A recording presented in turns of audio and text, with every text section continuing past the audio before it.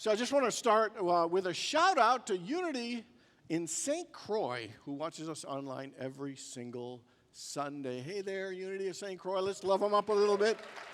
You're a part of our ministry, so thanks for joining us. So, suppose I gave you 40 days and asked you to do something that would transform and improve the quality of your life. What would you do? What would you work on? What would you change? You know, what would make your life better in the next 40 days? You know, regardless of the economy, regardless of the impact of COVID, regardless of what may not be going so well in our lives right now, what is the best thing that you could do for you in the next 40 days that'll give you a breakthrough? That'll take your life to the next level. You know, so this past week we began this season of Lent, the 40 days of preparation for the sacred event of Easter. And did you know that the word Lent, it comes from an Anglo-Saxon origin that means the word spring, like things bloom and blossom and grow in the spring. And that word also comes from a word means to lengthen.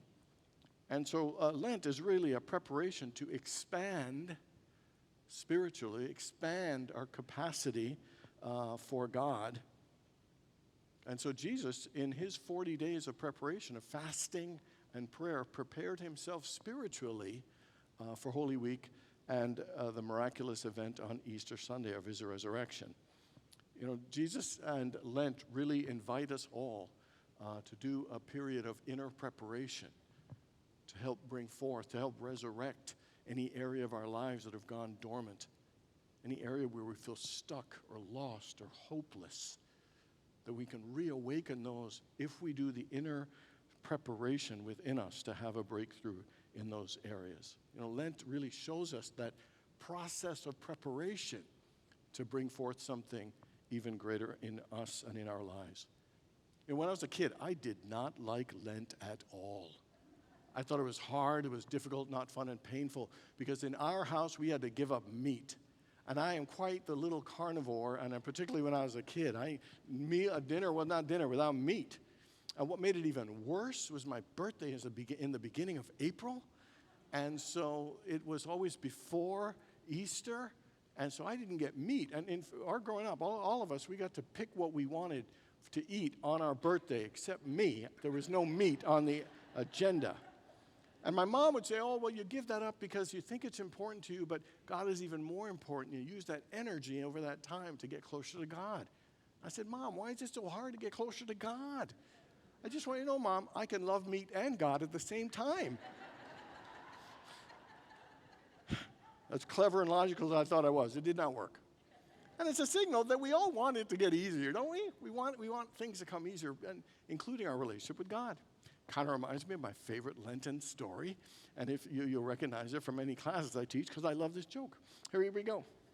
So this Baptist guy moves into an all-Catholic neighborhood, and on the first Friday of Lent, he's out there grilling steaks, and all the Catholic people are eating fish, and the smell of the steaks is intoxicating. It is so good. It's absolutely torturous. And on the second Friday of Lent, he's out doing it again, and it's just killing him. And they're thinking, oh, we got to do something about this. We cannot go through all of Lent with steaks cooking every Friday, and we're eating fish. So they went over to his house and said, hey, man, you're in an all-Catholic neighborhood. You need to convert to Catholicism and follow all our rules. And he said, really?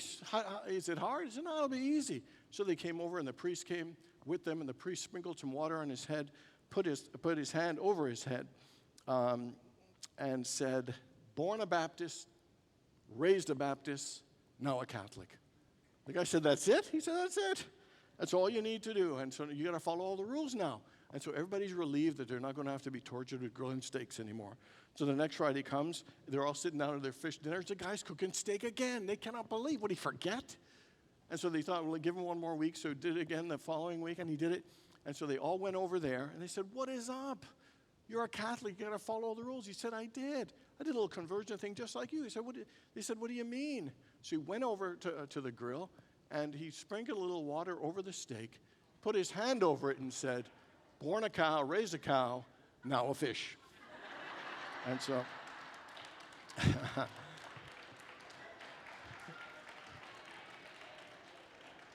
Don't you wish it was that easy? Sprinkle a little water on it and put your hand. So, Lent is 40 days. 40 days. Now, the number 40 in the Bible symbolically represents a period of discipline, devotion, and preparation to bring forth something greater. Moses was up on the mountain for 40 days before bringing forth the Ten Commandments. The spies that were sent out for 40 days for them to discover and see the promised land. Elijah, journeyed for 40 days to reach a cave where he received his vision. And Jesus spent 40 days in prayer and fasting to prepare himself to begin his ministry. Today we begin a 6-week Lenten series entitled Space for Grace. And it is to show how to apply the discipline, the devotion, and the preparation for God to use us to bring forth some greater miracle or transformation or good or greater blessings through us and into our lives. So space for grace begins by first, you got to create the space. How many people have like a closet or a drawer or your garage just crammed with stuff? Anybody have a lot? How many people have so much stuff that you either have a storage unit or you need a storage unit for all that stuff? How many people, you ever felt like your life is just so crammed and full? Like every day you're going, not enough hours in the day to do all the things, get to all the appointments, and do all the responsibilities you have to do. I mean, the fact of the matter is our lives are packed, our minds are crowded, and our closets are stuffed with not enough space. We don't have enough space. And we wonder why our lives aren't getting better. We wonder why we're not having great breakthroughs. I read an article about the importance of white space, or what they call negative space. That's the place where there's nothing on a page, whether it's in an advertisement or a magazine. And so while white space is nothing, there's nothing there as compared to when there's photos and text. The fact is, it is the white space that make the words and the photos more effective. If there's not enough white space, it's too busy and you can't read it and take it in. White space, negative space, space in our lives is important. For interior designers, they know the importance of space. For musicians, for people who build gardens. I read something that said that relationships, the number one factor in long-term relationships is giving each other space. Some people think it's sex, but it's space. I'm just telling you this. I'm just passing on information to you. Space is important in relationships. In sports, the reason the Suns are number one, because one of the things they do well, they space the floor well. Space is vital and important in all areas of our lives, including our spiritual life. Space sounds like nothing. It's empty. It's unimportant, and yet it's vital. Because space creates openness, it creates balance, it creates a flow, it creates peace, it creates beauty. It opens a place for creativity and spontaneity and goodness. Our lives cannot be too cramped. We need space. So where in your life do you need some space? And I would suggest one of the areas we need space is to have more space for God, more space for quiet, more space for prayer. How many people know that it would behoove you to create a little more space in your spiritual life and to create more quiet in your life? How many people? Okay, about 5. Perfect. That's a number, exactly the number of people I wrote this for. The great Paramahansa Yogananda, founder of the Self-Realization Fellowship, said, every person needs a retreat, a dynamo of silence where he may go for the exclusive purpose of being newly recharged by the infinite. We need to create more space for the divine, create more space for our spiritual life. So here are the 4 elements that we need for creating more space. The first one is that prayer and your relationship with God needs to be a priority in your life. That's why Jesus said, seek ye first his kingdom and his righteousness, and all these things will be added unto you. Seek first, and then these things. Nothing wrong with things, but to seek God first. Seek the source first.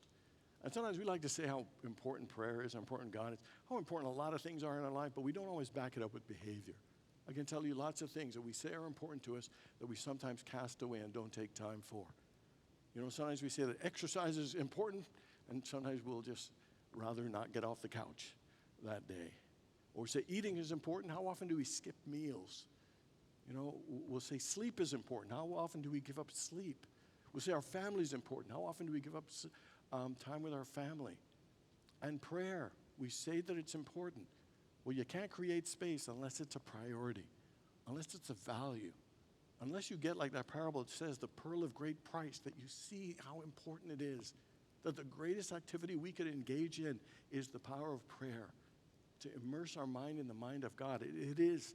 The question is, do you value it enough to make it a priority to create that space? The second one is you got to be sincere. You have to have a sincere desire to feel the Spirit and the presence of God. Sometimes we treat God like a spiritual Santa Claus. You just, hey, God, I want this. God, I want that. Like a genie just granting wishes. Sometimes we want the gifts more than the giver. And the truth is, we need to seek and yearn just to feel that pure spirit and power and love of God in our hearts. That is a vital and crucial thing for us. I love in the song, Joy to the World, let every heart prepare him room. There's a wonderful line in Scripture that says, if you seek me, you will find me. If you seek me with all your heart. A sincere desire for God is a vital part of creating space for grace. The third one, let me just read you a line. When Jesus said, he said, when you pray, enter thine inner chamber and shut the door and pray to your Father who is in secret, and your Father who is in secret will reward you. So the third thing is you've got to enter your inner chamber. That is that place of quiet and stillness in you, in your heart, to quiet your mind. Jesus constantly created space for God in his life, for prayer time. You know, the 40 days he prepared himself by creating more and more space for God, to allow God in all the way, to commune and to connect with that Spirit. And then the last one is, I love when it says close the door. It means to close the door on the outer world and distractions. We got a lot of distractions in life. Our worries, our problems, we're always all the things we got to do, all the responsibilities, they take up a lot of space. And all of our stuff, worrying about our money, worrying about our house, worrying about our car. You know, that we spend a lot of time on our iPhones, taking selfies, posting pictures of food we just ate or about to eat. We do all these kind of things, don't we? Making sure we watch our big screen TV. You know, we're worried about the sons. You know, we're friends and traveling. I mean, we spend so much time loving up on coffee and chocolates, and nothing wrong with it. But I'm just saying, if you really want to pray, when it says close the door, it means turn away from the outer world and the distractions. Let go of those attachments and give your heart fully to God, to immerse yourself fully in God. The truth is, the more space we create for God, the more space in us to allow the flow of God's peace and wisdom and goodness in our lives. The question is, are you willing to make creating space a priority? Are you willing to seek God with all your heart? Are you willing to go into that place of inner silence and block out all the distractions to truly deepen your connection to God's Spirit? You know, 40 days represents the discipline, devotion, and preparation.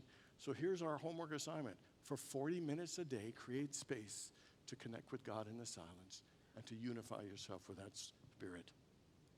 The second thing we need to do first is to create the space. The second one is to state your case, which is stating your intention for how you want to be used for a greater and higher purpose. Martin Luther King, here's how he stated his case. He said, use me, God. Show me how to take who I am, who I want to be, and what I can do, and use it for a greater purpose than myself.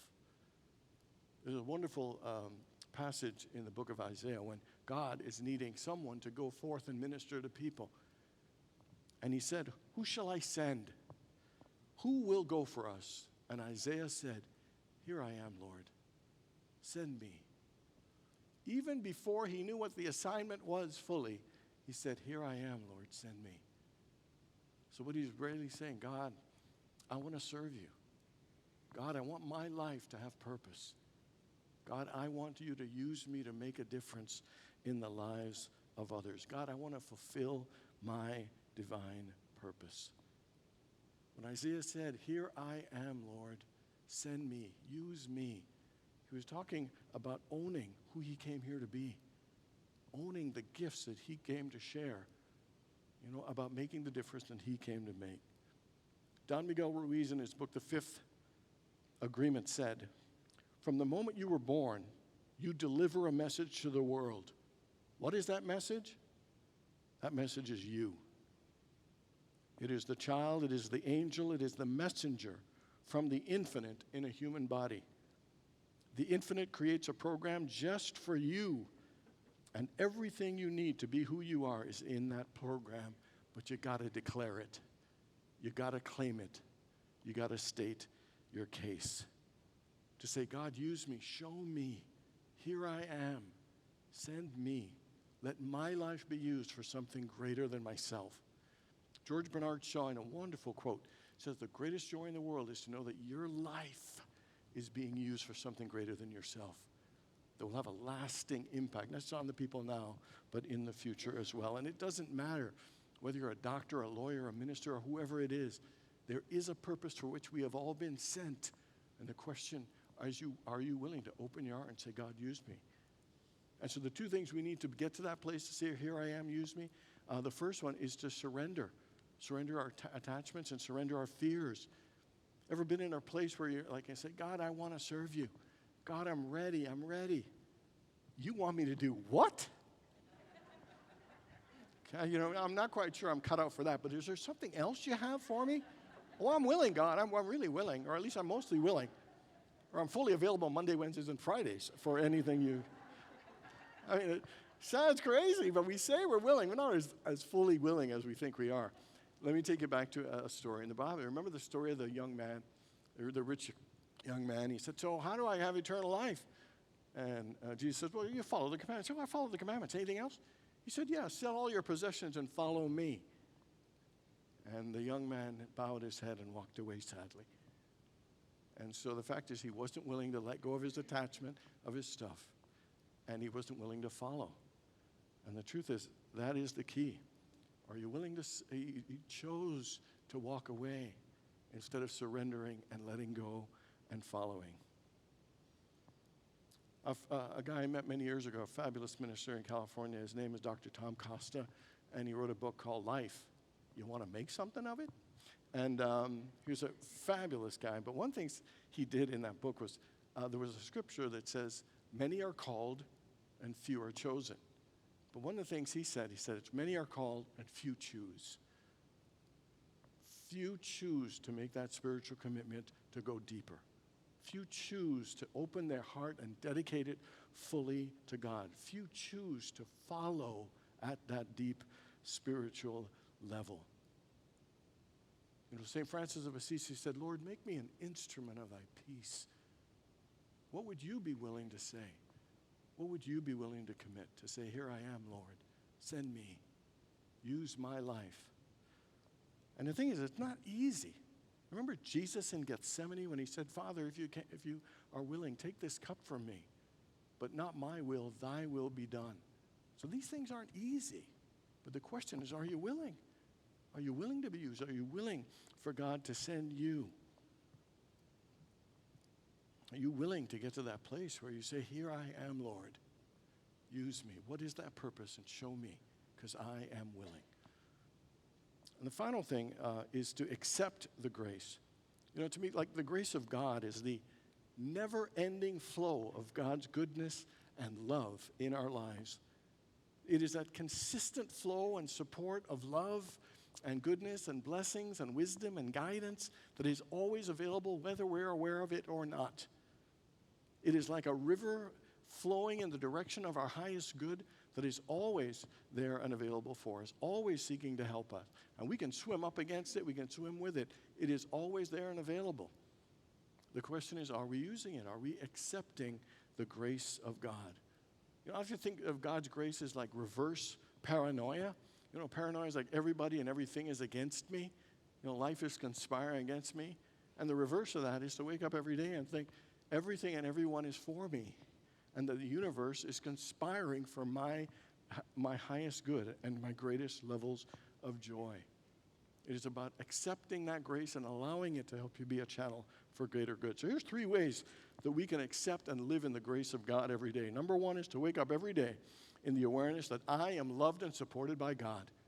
Every day, every second in your life, you are loved and supported by God. You know that chair you're sitting on right now? It's supporting your body. You have total trust that chair is supporting you. Well, God is loving you and supporting you even more than that. I am loved and supported by God. Let's say that together. I am loved and supported by God. One more time. I am loved and supported by God. Just take a deep breath. And can you own that and live in that awareness? Every moment of your life, you are loved and supported by God. The best example I ever saw that was a friend of mine. His name is Dave. I've told you about him many times years ago. And he was a silent unity prayer worker when I was at seminary at Unity Village. We became friends. We'd hang out all the time. And I just loved him. He had a very simple, interesting way of life. And he was just a joy to be around. You know, I'd call him and his voicemail was, "Hi, this is Dave. Leave a message." You're going to be glad you did. And it was so adorable. I would call him and I hope he wasn't there just so I could hear the message. And he had a very playful nature about him. But we were driving around one day and he says, "You see that beautiful sky? God made it just for me. You see that mountain? God made that for me. You see that sun? God made that sun for me. You see all this air? God made that for me." He would say the flowers, God made that for me. And he said, the wonderful thing is I don't have to pay for it and take care of it. God gives it all to me for free. I thought, this bad boy is nuts. But I realized more and more he lived every day in the awareness that God is providing us with so much more. We look around and think, oh, I don't have enough and all this stuff. And yet all this stuff is serving and supporting us, that we are loved and supported every single day of our lives. He believed that God was loving him, God was guiding him and providing for him every single day. And really, that's the truth. To accept God's grace is to live in that awareness that you are loved and supported every moment in your life. The second way to accept God's grace is to be joyful and thankful every day for everything. This is the day that the Lord has made. Let us rejoice and be glad in it because there is so much. We all have fabulous lives, if we're really honest with ourselves. We are blessed in so many ways. I love living in Phoenix. Is this weather crazy good or what? I mean, that's something I'm joyful and thankful about. Another one is, I just got a bunch of landscaping work done, and I have some path lighting. My backyard looks so good. I'm hanging out, enjoying it every single night. I'm so joyful and thankful about that. Last Thursday, I got rear-ended, and there was stuff to be joyful and thankful about that because the guy behind me got hit by the guy behind him, and I'm at a red light on Bell heading west on just by Highway 17, and I could tell I was going to get hit. And I wanted to push ahead, but there's a lady in front of me. We were at a red light. And so I pushed ahead a little bit, and I got banged into. Not a fun feeling. But I would say, for the most part, even though there was, the guy said, hey, we're all going to meet at Quick Trip, the two of them and us. They didn't show up. But anyway, it didn't matter. I was joyful and thankful that it didn't get hurt. I was joyful and thankful that my car looks pretty good. You know, there are a lot of things to be joyful and thankful about. You know, I decided I'm going to go up to Canada to see my brother, and his tumors are progressing. He's getting weaker. You know, there are bad days and good days. But I tell you, that guy is like just so amazing. He's saying, hey, my energy is kind of low, but I'm trying to do things to make my energy go up. Like I'm drinking coffee. My brother never drank coffee, but it perks him up, so he's doing it. You know, he loves talking and visits from the family. They're flying in from Vancouver, Montreal, wherever they are. You know, and he said, the other thing is I'm trying to laugh every day. He said, I'm trying to Google these things and make me laugh. So if you know anything to Google to make me laugh, I want to laugh. So far, I've not sent any of my jokes to him. I said to Jimmy, I said, hey, Jimmy, what do you think? Jimmy said, if you really love your brother, so here's a joke. I'm going to have you vote with a thumbs up or a thumbs down if I should tell my brother this joke. Here we go. So these gas prices, aren't they crazy, crazy high? I filled up half my gas tank the other day for $42. $42 for just half a tank of gas. I mean, right now, Taco Bell is the only place you can still get gas for $1.39. Come on, thumbs up or thumbs down. Give me a vote. All right. Here we go. I'll tell you how it goes. But I'm joyful I'm going to get to share some time with him. Anyway. And the last one to accept God's grace is to know even when things aren't going well, that things are going to work out. Remember the story of Joseph when his own brothers, threw him in a pit, left him for dead? And some gypsies found him. He was sold into slavery and then got thrown in jail. But eventually, he became the governor of Egypt. And there was a reconciliation in his family. And you remember the line he said? Man means it for evil, but God means it for good. But whatever you're going through right now, even if it's not looking good, just know God means it for good. Another great one is Paul. Remember when he was blinded on the road to Damascus? He was very angry and hateful and came out loving and preaching the gospel. His lines were, all things work together for good for those who love God. Both are saying, even in the times it didn't work well, they accepted the grace of God by knowing God means this for good. All things work out the best, and there will be an answer, even if I can't see it right now. The things will improve, and that is about accepting the grace of God, knowing that stream of goodness, of love is flowing in your favor all of the time. In 40 days from now, how different is your life going to be? How will it change? How will it transform? What are you going to do for the next 40 days? If I said that to you, you could easily think, well, for the next 40 days, I'm going to set goals, going to work out, going to eat, and I'll be better at the end of it. But the truth is, over the next 40 days, the best thing we could do is that spiritual discipline, that spiritual devotion, that spiritual preparation to expand our capacity for God, to allow God to do something amazing through us. But we need to create the space, state our case, and accept the grace. It'll all get triggered, and the first domino to fall is, are you willing to say, here I am, Lord, use me. God bless you all.